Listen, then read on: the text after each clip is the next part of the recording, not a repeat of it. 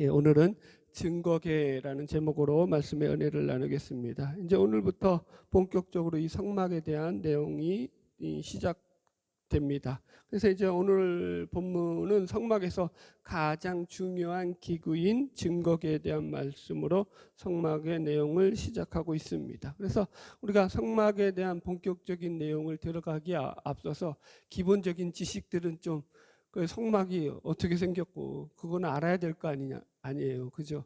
그래서 기본적인 배경 지식을 설명을 하고 나서 이제 성막을 배워야 되는 이유에 대해서 또 잠시 설명을 하고 오늘 말씀을 시작하도록 하겠습니다.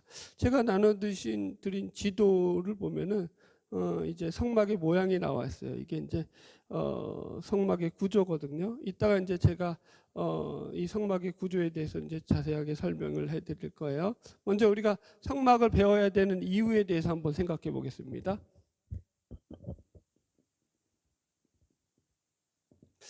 우리가 왜 성막을 배워야 하느냐 생각해 보면은 이 성막은 지금 우리가 배울 게 이 제사법하고 연결돼 있다고 했어요. 그렇죠? 성막 안에 있는 그 뭐예요? 번제단에서 우리가 제사를 드리죠. 그렇죠? 그래서 이제 이 제사와 같이 연결되어 있어서 이 법은 신약식으로 하면은 개역 성경에서 의문법이라고 얘기를 해요. 의문법. 그래서 예수님의 십자가로 말미암아 폐하여진 법이죠. 제사법. 그죠? 그래서 그게 의문에 속한 법이라고도 하고 에베소서 2장에서는 조문에 속한 율법이라고 말해서 예수 그리스도의 십자가로 말미암아 폐하여졌다라고 얘기했어요. 그죠? 그럼 우리가 폐하여진 이 율법에 대해서 배울 필요가 있느냐라는 질문을 해야죠. 그래요, 안 그래요? 예수님의 십자가 사건으로 말미암아서 일어났던 가장 대표적인 사건이 뭐냐면은 성소에서 성소와 지성소를 나누고 있었던 가림막이었던 그 휘장이 위에서부터 아래로 쫙 갈라진 사건이었죠. 우리 알고 계시죠, 여러분들도? 그게 왜 갈라졌어요? 그게 갈라진 이유가 뭐예요, 여러분들? 그러니까 그것을 통해 가지고 이제 하나님의 임재 앞에 나가는데 십자가로 말미암아서 이제 어떤 제한도 없어졌다라는 거예요. 율법을 따르지 않아도 된다라는 가장 강력한 증거로서 휘장이 갈라졌다라는 거죠. 그러니 우리가 이제 더 이상 이런 이 어떤 성막법이라든가 이 제사법 같은 이 의문법은 지킬 필요가 없죠. 의무도 없고. 그러면 이제 이걸 우리가 이제 당연히 물어야죠. 지킬 필요도 없는데 왜 배우냐고요. 저는 답이 확실하죠. 왜 배워야 되는지. 왜요? 내가 강의를 해야 되니까. 내가 설교를 해야 되니까. 나는 하고 싶고 하고 싫고의 권한이 없어요. 저에게는. 저는 하기 싫어도 해야 돼요. 이게 말씀을 다 해야 되니까. 이게 하나님의 말씀에 써 있으니까 지금 진도를 나가야 되니까 어쩔 수 없이 저는 하는 거예요. 그런 이유 말고 진짜 이유는 뭐냐면 제가 이제 저에게 이게 이제 그런 걸 떠나서 이 성막을 배워야 하느냐라고 묻는다면은 저는 꼭 배워야 한다라고 대답을 해요. 이유를 한 서너 가지로 오늘 얘기할 텐데요. 왜 배워야 하느냐? 첫 번째, 성막은 가장 대표하는 게 뭐냐면은 예수님의 십자가, 정확하게 쓰죠. 예수님의 십자가 구속의 예표가 되죠. 이 성막이라는 것이. 예, 그래서 신약 교회의 예표도 되고요. 나중에 하긴 하겠지만은 말씀들을 보면은 이제 모든 내용들 하나하나가 다 예수님의 십자가 구원 사건과 매우 밀접하게 연결돼 있죠. 제사를 지내는 것 자체부터가 그게 가장 강력한 그 표현 아닙니까? 한 구절만 말씀드리자면은 히브리서 10장 19절에 이런 말씀이 나와요. 그러므로 형제들아 우리가 예수의 피를 힘입어 성소에 들어갈 담력을 얻었나니, 이렇게 히브리서에서 얘기해요. 우리가 성소에 들어갈 담력을 얻었는데 뭘로 얻었다고 해요? 예수의 피를 힘입어서. 이해하시겠죠? 그러니까 이게 지금 이 예수님의 십자가 구원의 사건을 성소에 들어갈 담력을 얻은 것으로 히브리 기자가 풀이하고 있다라는 거예요. 그게 무슨 말이냐면은 예수 그리스도의 십자가의 사건은, 그 구속의 사건은 성소를 완성케 하는 사건이 되었다, 이 얘기가 된다고요. 어렵지 않죠? 그러니까 이게 아주 중요한 예표가 돼요. 성막, 성소에 대한 것들을 우리가 배우는 것이. 그래서 우리가 잘 배워야 돼요. 우리가 이 구약과 신약을 오해하는 것 중에 하나가 뭐냐면은 이 구약과 신약이 끊어져 있다라는 거예요. 이제 세대주의자들이 그렇게 많이 가르치죠. 그래서 시대마다 하나님이 주신 은혜가 다르다. 그죠? 구약에서는 율법으로 은혜를 주셨고 그렇게 설명을 하죠. 그러나 저는 그런 견해에 전혀 동의할 수가 없어요. 하나님의 은혜는 그때나 지금이나 동일하죠. 아멘? 네. 그때 하나님이 다르고 지금 하나님이 다르나요? 아니죠, 여러분들. 그러니까 단절된 세계관을 갖는 것, 구약과 신약을 단절된 세계관으로 이해하는 것은 바람직한 이해관이 아니에요. 그거는 성경을 알레고리적으로 해석하는 자들의 어떤 그 자기 이상한 해석이에요. 은유주의 해석이에요. 어떻게 해석하는 게 좋죠? 예수님의 십자가, 예수님을 중심으로 해서 연결해야죠. 그죠? 구약은 오실 메시아에 대한 예언의 말씀이고, 신약은 오신 메시아에 대한 성취의 말씀이죠. 그것이 연결되어 있는 거죠. 예수 그리스도를 중심으로 연결되어 있죠. 그래서 구약의 내용들도 모든 내용이 동일하신 하나님께서 그들의 백성들에게 내려주신 하나님의 말씀이라는 차원에서 우리는 하나도 버릴 것이 있다 없다. 있다 그런 사람은 나가세요. 없어요. 아멘. 네. 자, 두 번째, 이 성막은요, 성경의 단일 주제로는 가장 분량이 많아요. 성경에서 무려 50장이나 나와요. 이 성막에 대한 내용이. 출애굽기의 13장, 레위기의 18장, 민수기의 13장, 신명기의 2장, 히브리서의 4장. 도합 50장이 이 단일 주제로는 그러니까 성경에서 가장 많은 장을 할애해서 설명하고 있는 게 이 성막에 관한 내용이라는 거죠. 지금 제사를 빼고도요. 성막 그 자체만 가지고도. 제가 얘기했잖아요. 지금 이 제사법하고 합치면은 지금 출애굽기 25장에서 45장까지 거의 20장이잖아요. 그죠? 출애굽 금송아지 사건 몇 장만 빼고 나면은 그럼 거의 어마어마한 장수, 그것만 하더라도 어마어마한 장수잖아요. 보세요. 창세기에서 천지 창조에 대해 얼마나 중요해요. 천지 창조의 역사가. 천지 창조와 그 다음에 이 원역사라고 하죠. 아브라함이 이 역사 이전에 있었던 그런 이 역사들, 인류의 선조들의 역사들, 노아 홍수의 역사들, 그리고 플러스 아브라함의 역사까지 합쳐도 여러분들 그게 몇 장밖에 안 돼요. 25장밖에 안 된다니까요. 아브라함의 역사까지 다 합쳐도 믿음의 조상인 그걸 창세기의 그 전반부를 다 합쳐도 25장의 분량인데 지금 이 성막은 50장의 분량을 다루고 있다는 거예요. 그렇다라는 것은 성경에서 중요하다라는 거야, 안 중요하다는 거야. 중요하다고 우리가 보아야 하는 것이 그게 바람직한 생각이라는 거예요. 그래서 잘 배우시길 주의 이름으로 축복합니다. 예, 성막은 또 세 번째로 뭐냐면은 하나님을 만나는 길을 알려줘요. 일일이 다 쓰려니까 좀 그런데요. 하나님을 성막을 통해서 우리가 하나님을 만나는 길을 배우게 된다라는 거죠, 여러분들. 우리가 오늘 본문에도 나오지만 출애굽기 25장 22절에 뭐라고 말씀하고 있어요? 거기가 어디예요? 이제 성막, 이제 오늘 다룰 증거궤. 거기서 내가 너와 만나고, 그죠? 속죄소위 곧 증거궤 위에 있는 그 두 그룹 사이에서 내가 이스라엘 자손을 위하여 내게 명령할 모든 일을 내게 이르리라. 하나님을 만나고 하나님의 말씀을 듣는 장소가 어디라고요? 이 성막. 이 성막 속에서 이루어진다는 거예요. 그래서 우리가 이 성막을 잘 공부함으로 인해 가지고 배움으로 인해서 하나님을 만나는 것 길을 발견하게 되는 거죠. 하나님과 어떻게 더 가깝게 우리가 하나님 앞에 더 가까운 관계를 맺을 수 있는지를 배우는 거죠. 네 번째가 뭐냐면 이 성막은 죄인이 용서받는 자리이기 때문이에요. 네 번째, 죄 용서의 장소. 그죠? 성막은 죄 용서의 장소죠. 성막에서 가장 핵심적으로 이루어지는 게 뭐죠? 죄 씻음이죠. 죄 씻음. 제사죠. 제사. 그죠? 번제단에 제사를 드리는 거거든요. 그게 그래서 바로 이 죄 용서의 장소이죠. 그래서 이건 신약에 와서 예수님의 십자가를 예표한다는 것과도 같은 의미죠. 우리 죄가 어떻게 용서받는지에 대한 그 죄 용서의 원리가 담겨 있죠. 그래서 여러분, 우리가 이 성막을 배움으로 인해서 하나님 앞에 나아가서 어떻게 죄인이 용서를 받고 하나님과 화목하게 되는가를 배우게 될 것입니다. 할렐루야. 자, 성막의 두 번째 구조와 모양입니다. 제가 지도를 나눠드렸으니까 자, 지도를 참고해 주시기 바랍니다. 두 번째, 이 성막의 구조는 지금 제일 윗 그림은 뭐냐면은 성막 그걸 갖다가 이제 모형도 완성된 그 모형을 그린 거고요. 아래 그림은 이제 그거에 대한 설계도예요, 설계도.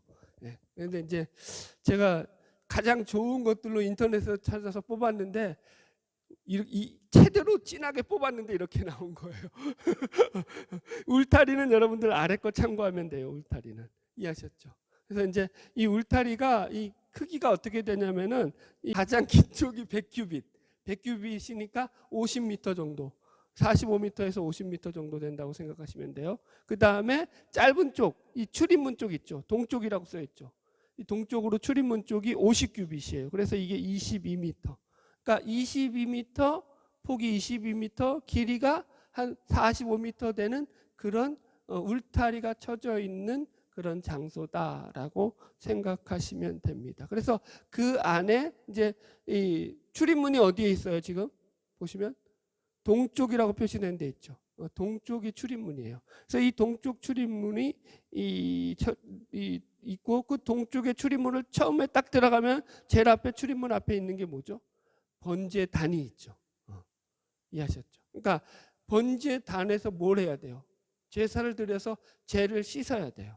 그래야지 그 앞으로 더 나아갈 수 있는 거예요. 죄 문제가 해결되지 않았는데 하나님께 나아갈 수 있다 없다?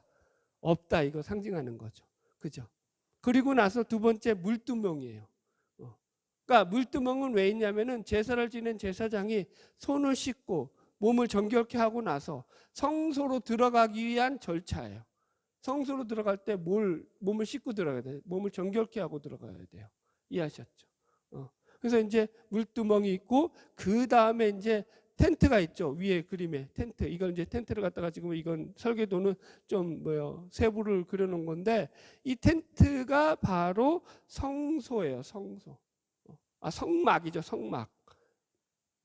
성막이라고 해요. 이름을 성막. 그래서 이 성막은 성소와 지성소로 이루어져 있어요.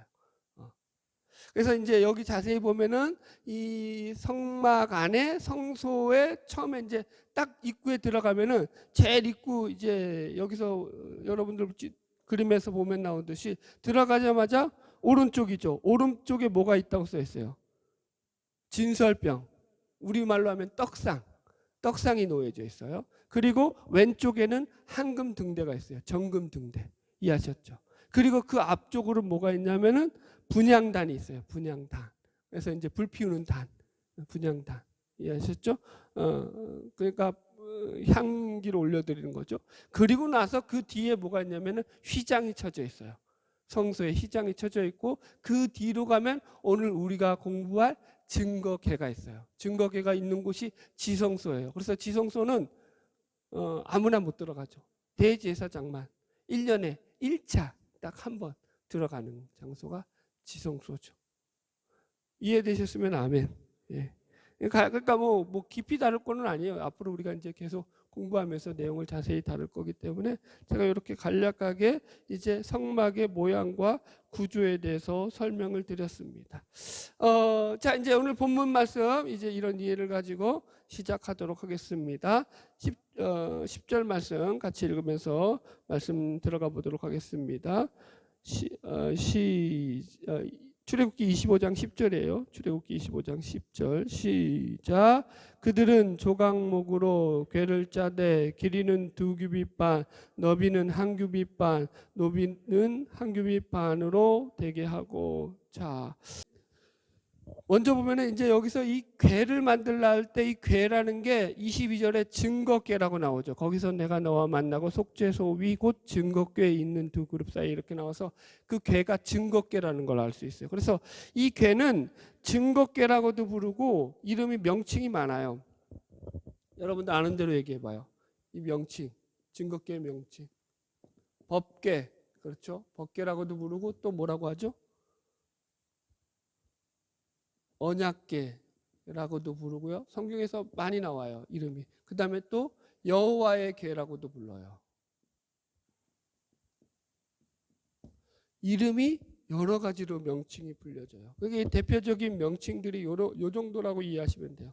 그래서 그러니까 법궤, 증거궤 이런 것들은 뭐예요? 좀 하나님의 이제 뭐예요? 율법, 십계명을 거기에 넣었잖아요. 돌판 두 개를. 그래서 이제 언약궤도 마찬가지고요. 그리고 하나님의 궤가 담겼다 해서 하나님의 궤, 여호와의 궤라고도 이야기를 해요. 법궤라고도 이런 말을 쓴다는 거죠. 그래서 이 크기가 어떻게 됐냐면 이거 저거부터 해야겠네요. 언약궤의 재료가 뭐라고요? 이 조각목으로 만들라고 나와 있어요. 그죠? 조각목. 여기 다시 보면은 그들은 조각목으로 궤를 짜대 이렇게 나와 있죠. 조각목. 조각목이라는 게 뭐냐면은 시띠 나무라고 불려서 사막에서 가장 흔하게 자라는 아카시아과의 나무예요. 그런데 울퉁불퉁하고 보기 보통 그런 그런 나무예요. 그래서 광야에서 흔히 볼 수 있는 나무로서 사막에서 살아남았으니까 생명력은 아주 갑이죠. 생명력은 좋아요. 그러나 수분이 희박한 토양에서 자란 거로 이 나무 자체의 수분이 거의 없고 이게 성장이 느리고 조밀도가 그 대신에 엄청나게 높죠. 그래서 이 조밀도가 높다는 게 특징이에요. 그래서 내구성이 강하고 벌레가 침투하지 못하는 나무로 유명합니다. 그래서 이 조각목 시띠 나무는 고대 이집트에서 미라의 관을 만드는 데 사용되기도 하였다라고 나옵니다. 그래서 이 조각목은 언약궤뿐만 아니라 이제 떡상이라든가 분향당이라든가 성막의 여러 기둥이라든가 널판들 이런 재료들을 만들 때 가장 나무로 만드는데 기본적인 재료가 이 조각목이었다라는 것을 여러분들이 이제 이해하셔야 됩니다. 그래서 조각목의 특징이 뭐냐면 사막에 자라는 흔한 나무면서도 단단하고 질긴 나무. 그 다음에 향기가 난다. 이 정도로 아시면 돼요. 그래서 조각목이 상징하는 게 뭐냐면은 버림받은 인간이죠. 그러니까 어떤 인간의 이 어떤 뭐랄까 무가치함, 인간의 어떤 그 더러움 이런 것들이죠. 인간이 하나님 앞에서 볼 때 그 인간 자체로서 하나님 앞에서 죄를 짓고 난 뒤에 자기 마음대로 살면서 그 하나님을 외면하며 살았던 그런 광야의 그런 쓸쓸히 자라는 그 나무와도 같은 존재죠. 그럼에도 불구하고 하나님이 이 그죠? 증거궤를 지을 때 레바논의 백향목과 같은 아주 좋고 튼튼하고 값비싼 그런 그죠? 기종 나무들을 사용하지 않고 그죠? 사막에 나라는 볼품없는 그런 이 조각목을 가지고 사용하라고 했다라는 게 하나님의 가장 큰 섭리라는 거죠. 하나님은 보배를 어디다 담으신다고요? 질그릇에 담으신다고요. 이게 지금 신약으로 하면 질그릇 얘기하는 거랑 똑같은 거예요. 우리는 자꾸 착각을 하죠. 나는 금그릇인가벼, 나는 은그릇인가벼. 여기서 헷갈리는 거죠. 참 발칙하게도 인간들은요, 이게 인간의 죄성이긴 한데 이 하나님의 은혜를 까먹어요. 어떤 식으로 까먹냐면은 자기가 처한 상황이 어려우면 보배를 가끔 하찮게 생각하는 그런 못된 습성이 있어요. 자기 안에 담겨 있는 보배가 자기를 빛나게 하는데도 불구하고 인간의 이 못된 습성이 상황이 힘들잖아요. 상황이 어렵잖아요. 그러면은 그 보배를 하찮게 생각한다니까요. 감히 그 자신을 빛나게 하는 게 그 보배인데 어떻게 해요? 하나님 어떻게 나한테 이러실 수가 있어요? 우리는 종종 그러죠. 하나님 이게 도대체 뭡니까? 하나님 좀 더 잘해 주셔야 되는 거 아니십니까? 하나님 좀 도와주셔야 되는 거 아닙니까? 보배가 하찮게 느껴진다고요. 나 상황이 힘들 때. 그건 여러분 우리가 저지르는 큰 실수 중에 하나죠. 여러분 그 보배가 우리 안에 있음으로 해서 우리가 같이 있어진다는 걸 잊으시면 안 돼요, 여러분들. 이제 이런 간증을 하나 드릴게요. 새롭게 하셔서 오늘도 이제 어느 목사님 설교를 듣는데 간증 가운데 이렇게 얘기해요. 이 목사님이 가난에 대해서 너무 오래 가난하게 살다 보니까 하나님 앞에서 하나님 도대체 아니 왜 이렇게 지긋지긋하게 가난을 저한테 대물림해 주셔가지고 그 아버지도 못 살고 당신도 이제 하여튼간 엄청나게 오래 못 살았던 거예요. 가난을 아주 그냥 늘 그 속에서 그냥 뼈저리게 느끼고 살았던 거예요. 나중에 이제 목사가 되고 나서 교회가 부흥하면서 하나님께서 깨닫게 해주시던 게 뭐냐면은 당신이 신방을 가는데 이 가난한 집 동네들이 많았어요. 그래서 가난한 집에 가는데 야 이게 부담이 안 되는 거예요. 자기 집처럼 편안한 거예요. 이 반지하에 들어가서 나는 그 곰팡이 냄새가 아무 역겨움이 안 되는 거예요. 목사가 그거 부담스러우면 골치 아파지잖아요. 신방을 가는데. 근데 늘 그 가난이 쩔어 있던 그 몸이 되어서 그 막 교회가 막 하나님이 정신없이 부흥을 시켜 주시더래요. 그래가지고 막 이제 신방을 가는데 가난한 집들이 그렇게 많더라는 거죠. 그런데 그 집 가는데 어떻게 그냥 너무 안락하고 편안하고 그 집들이 다 자기 집처럼 여겨지니까 하나님이 이것 때문에 나를 여태까지 연단시키셨구나 그렇게 여겨지더라는 거죠. 여러분 하나님의 은혜가 작동하고 있다라고요.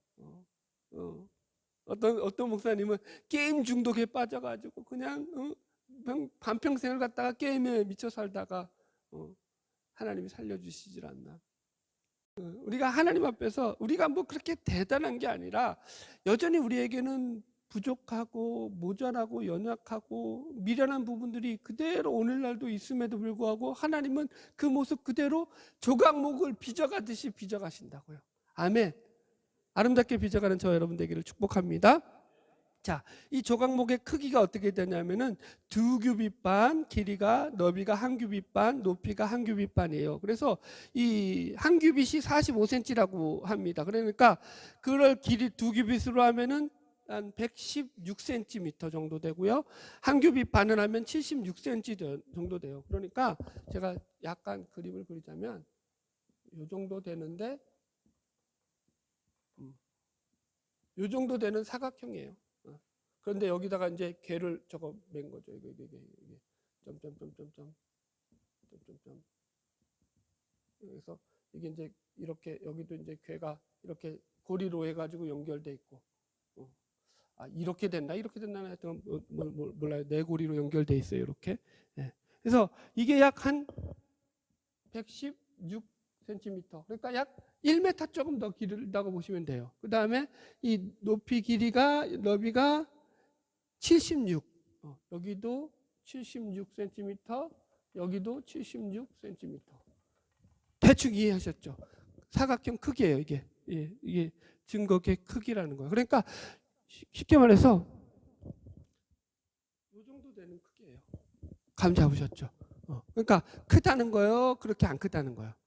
안 크다 이 얘기를 지금 하려고 하는 거예요. 우리가 생각하는 처럼 뭐 거대한 뭐 어떤 그런 크기가 아니었다라는 거야. 장정한 두셋이서 들고 가기에도 넉넉한 크기였다라는 거죠. 자, 11절 말씀 계속 읽읍시다. 시작. 너는 순금으로 그것을 싸되 그 안팎을 싸고 위쪽 가장자리로 돌아가며 금태를 두르고. 예, 이 조각목에다가 뭘 했는데 순금으로 싸되 안팎에서 위쪽 가장자리까지 다 쌌다는 거예요. 이해하셨죠? 그래서 이 속도 금이고 겉도 금이에요. 이 증거궤는 다 금으로 쌓였다라는 거예요. 이해하셨죠? 금이 상징하는 게 뭐라고요? 믿음.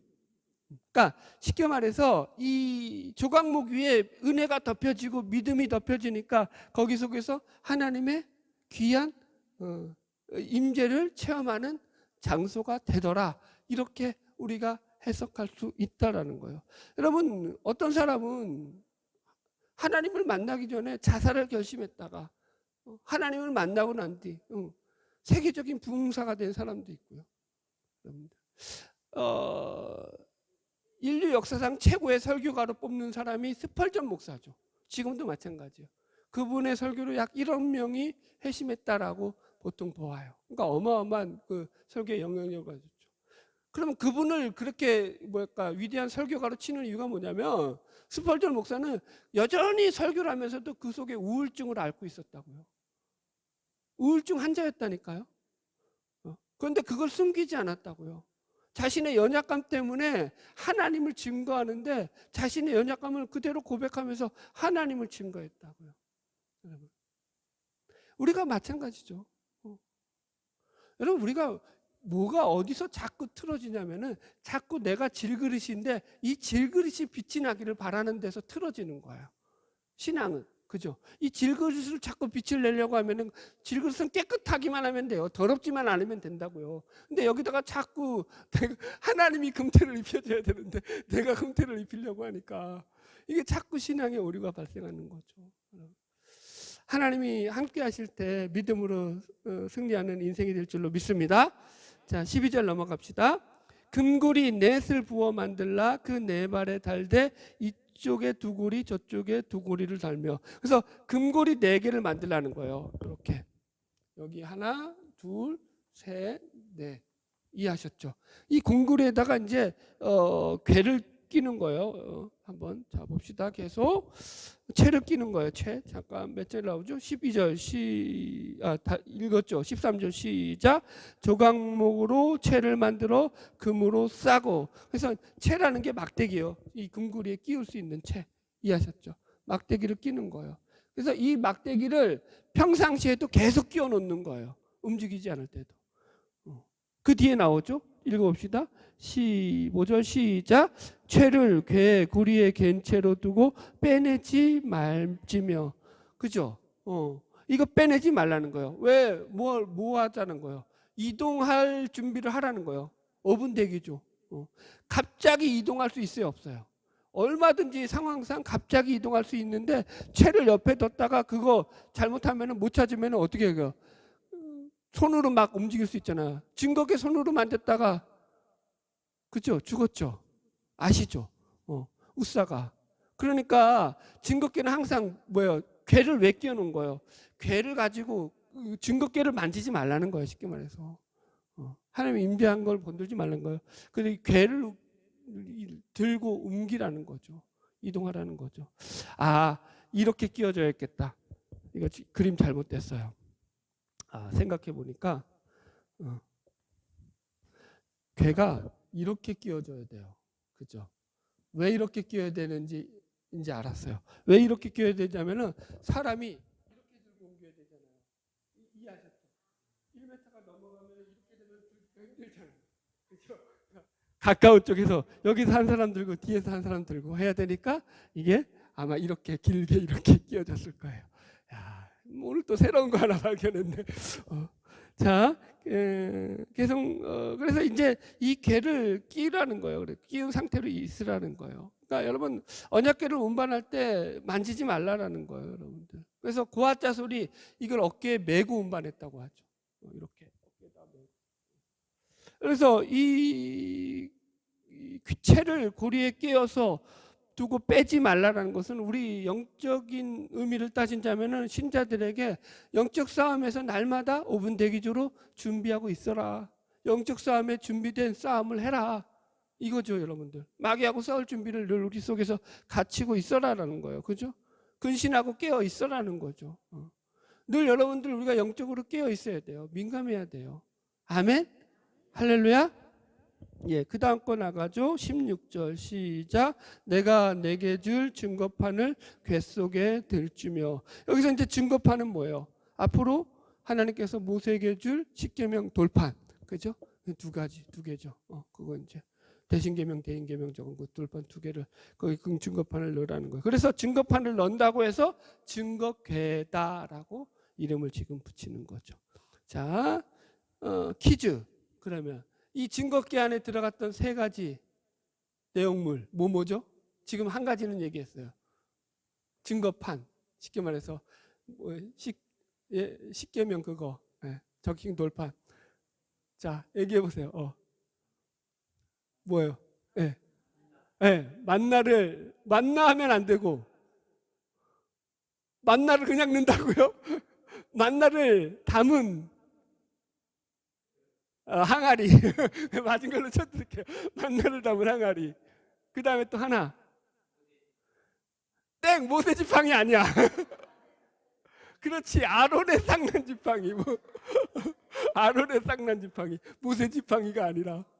아론의 쌍난 지팡이가 의미하는 게 뭐예요? 고라와 다단이 이제 이 모세와 아론을 대적해가지고 니들만 선지자냐? 우리 또 하나님의 말씀을 듣는다 해가지고 대적했다가 하나님의 불이 나와서 불 향로를 들고 왔던 그 향로를 들고 왔던 250명의 그 반역자들을 다 태워버리고 땅이 갈라져서 거기에 관계된 사람들을 다 매장시켜버리고 하나님께서 심판을 하시잖아요. 그리고 나서 그 다음에 뭘 어떻게 하시냐면은 이 12지파의 족장들을 불러가지고 대표를 불러서 니들 다 지팡이 하나씩 갖고 와라. 니들 지파 이름 써가지고. 그리고 그걸 갖다가 이제 이 뭐요 장막 안에다가 딱 집어, 이게 성막 아니죠. 거기는 이제 증거막이 아니라니까 성막 안에다 딱 놔비둔 거예요. 그리고 그 다음 날 딱 가보면서 내가 지명한 내가 인정하는 이 지파의 이 사람의 그 지팡이에서 싹이 날 거다. 어디에서 만났죠? 그 다음 날 가보니까 아론의 지팡이에서만 싹이 나고 음이 돋아서 꽃이 피고 살구나무가 맺혔더라. 그거죠. 그래서 이제 쉽게 말해서 이게 뭐냐면은 이 아론의 지팡이는 하나님의 영적 건의와 심판을 상징하죠. 동시에. 그죠? 그래서 그런 것들이 지금 이 증거궤 안에 담기게 되더라. 갑자기 퀴즈가 나와가지고 돌아갔어요. 17절 계속 읽읍시다. 시작. 순금으로 속죄소를 만들되 길이는 2규빗 반, 너비는 1규빗 반이 되게 하고. 자, 그 다음에 나오는 게 뭐냐면 속죄소예요.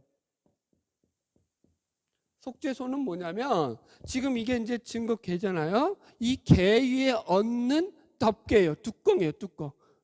그러니까 이게 뚜껑이라고 생각하면 증거궤의 뚜껑, 덮개죠. 그런데 이 덮개가 지금 크기가 증거궤하고 똑같죠. 그죠? 모양은 이제 조금 이따 설명을 할게요. 그래서 이게 딱 덮으면 증거궤하고 딱 같이 들어맞게 돼 있다라는 거예요. 자, 계속 읽읍시다. 18절 시작. 금으로 그룹들을 속죄소 득끝에 쳐서 만들되 19절 한 그룹은 이 끝에서 또 한 그룹은 저 끝에서 그 속죄소 득끝에 속죄소와 한 덩이로 연결할지며 20절까지 읽읍시다. 시작. 그룹들은 그 날개를 높이 펴서 그 날개로 속죄소를 덮으며 그 얼굴을 서로 대하여 속죄소를 향하게 하고. 자, 모양이 나오죠. 어떤 모양이었냐면은 그룹들이 있어요. 천사들이 있어요. 여기 이제 천사들이라고 합시다. 이렇게 천사들인데 이 천사들이 어떻게 되냐면 날개를 펴고 있어요. 날개를 이렇게 날개를 펴고 이래가지고 속죄소를 덮고 있는 거예요. 그림을 너무 못 그렸네요. 어쨌든 자, 이 평면으로 볼게요. 이거를 이게 이제 여기 쉽게 말하면 증거궤 위라고 하면은 여기 이제 천사들이 있고요. 여기에 날개가 이렇게 펴져 있는 게 있죠. 날개가 이렇게 펴져 있고 이렇게 펴져 있죠. 그래서 이게 서로 연하여 있었다고요. 밑에 같이 연결되어 있고, 그리고 이 날개들로 이걸 전체를 속죄소를 덮는 모양으로 되어 있어요. 천사들이. 참고로 저는 그림을 되게 못 그립니다. 보시면 아시겠지만 이해하셨죠? 그래서 이제 이 두 그룹이라는 게 지금 천사들 말하는 거죠. 그래서 날개를 펴서 속죄소를 덮어서 서로 얼굴을 마주보고 있게 했다라는 거예요. 이해 못하셨으면은 다시 설명하고요. 이해했죠? 그림 못 그린다고 이해 못할 정도는 아니잖아요. 20절 시작. 속죄소를 궤 위에 얹고, 그래서 이게 덮개 역할을 했다는 거죠. 내가 내게 줄 증거판을 궤 속에 넣어라. 이해하셨죠? 그래서 이게 지금 이 속죄소를 갖다가 시은자라고도 했어요. 시은자. 하나님의 은혜가 임하는 자리라는 표시에서 하나님의 은혜가 자정하는 곳, 시은자라는 명칭으로도 그렇게 불렀다라는 거예요. 자, 그리고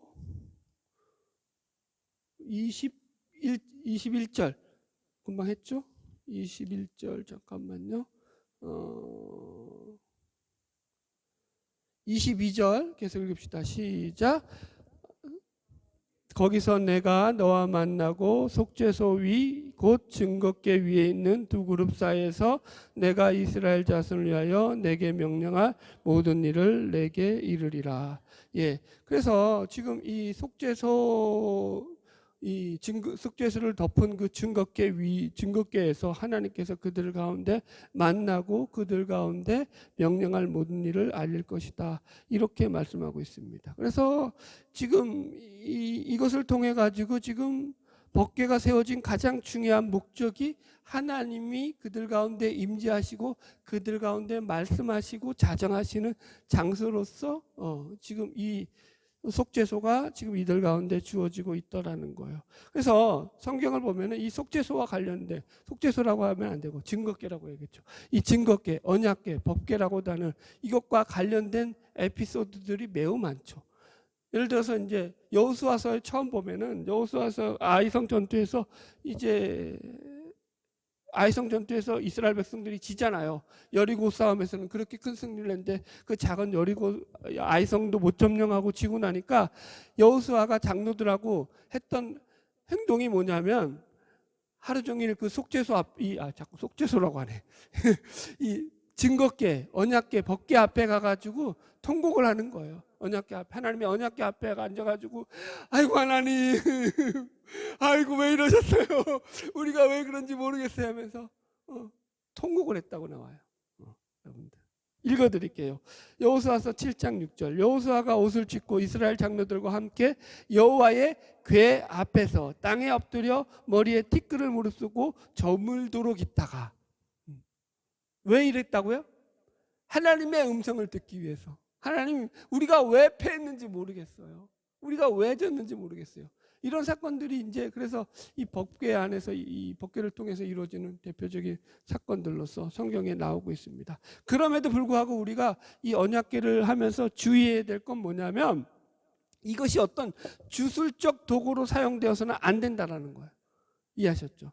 신앙이 주술적 어떤 도구로 사용되어질 때 그건 우상이 되는 거죠. 하나님의 언약궤를 만들라고 한 이유가 언약궤 자체에 무슨 특별한 능력이나 어떤 주술적 효과가 있어서 그걸 만들라는 게 아니잖아요. 그죠? 하나님이 임재하는 상징이죠. 상징. 임재 그 자체는 아니라고요. 그죠? 그 대표적인 사건이 저기서 나오잖아요. 사무엘서에서. 거기에 보면 이스라엘 백성들이 블레셋 전투에서 빈번히 패하게 되니까 어떻게 했다고요? 이것들이 여호와의 궤를 가지고 나간 거예요. 전쟁에서.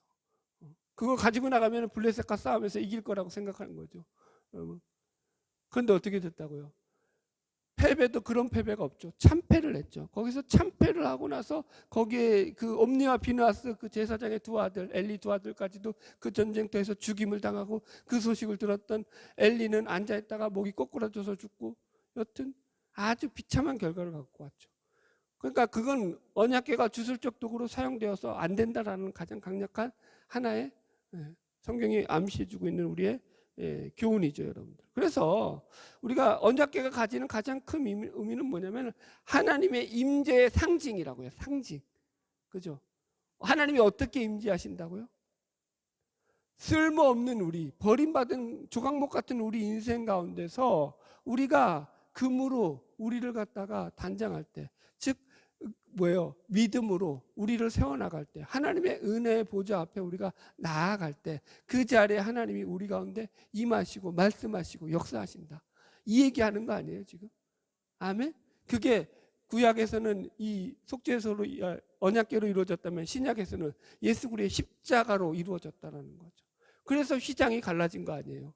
그래서 우리가 담력을 가지고 예수 그리스도의 십자가의 보혈을 의지해서 주님의 보좌 앞에 나아갈 수 있는 담력을 얻게 된 거잖아요. 할렐루야. 그래서 여러분 우리가 하나님의 임재를 늘 경험하는 방법은 다른 게 아니에요. 우리 믿음 가운데서 하나님의 은혜를 붙잡고 나아가는 거예요. 그 우리 안에 있는 보배를 다른 말로 하면 귀하게 여기는 거예요. 아까도 설명했죠. 우리는 때로는 이 우리 안에 있는 보배를 우리의 환경 때문에 우리의 상황으로 인해서 하찮게 여기는 그런 못된 버릇이 있다고. 그거 잘 조절하세요. 저도 마찬가지. 여러분들에게 뭐 여러분들만 그렇다라는 게 아니라 저도 그렇다니까요. 상황을 보면 하나님, 맨날 하나님 앞에 투덜대는 게 얼마나 많은지 몰라요. 저는 투덜이 같아요. 투덜이 목사인 것 같아요. 너무 죄송스럽죠. 환경 같고 상황 같고. 그거 놓고 늘 기도한다고요. 하나님 앞에. 하나님, 내가 내 환경 때문에 하나님의 보배를 우습게 생각했군요. 회개합니다. 돌아섭니다. 내가 보배를 귀하게 여길 줄 아는 자로 서게 하여 주시옵시고, 그 보배 때문에 내가 회복됨을 다시 맛보게 하시고 살아남을 경험하게 하여 주시옵소서. 여러분, 우리는 은혜로 구원받은 것이지. 아멘? 그러니까 은혜로 우리가 회복돼야 되는 것이지 다른 그 무엇으로 회복돼야 되는 게 아니에요. 아멘? 오늘도 하나님의 은혜 가운데서 하나님의 말씀과 하나님의 영광이 우리 가운데 임하기를 축원합니다. 그래서 하나님의 언약궤가 우리 가운데 늘 우리 심령 가운데 임하고 그 기쁨이 넘쳐나는 저와 여러분 되기를 주의 이름으로 축복합니다.